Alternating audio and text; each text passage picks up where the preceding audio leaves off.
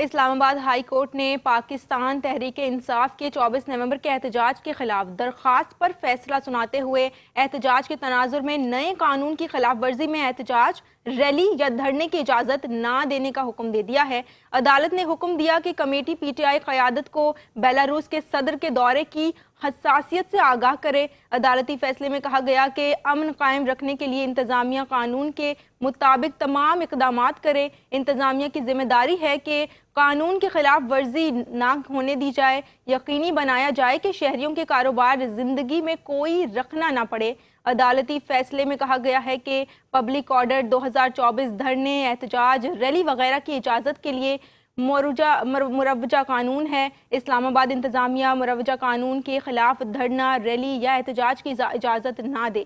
عدالت نے سیکرٹری داخلہ کو وزیر داخلہ یا کسی متعلقہ شخص کی سربراہی میں کمیٹی تشکیل دینے کا بھی حکم دیا۔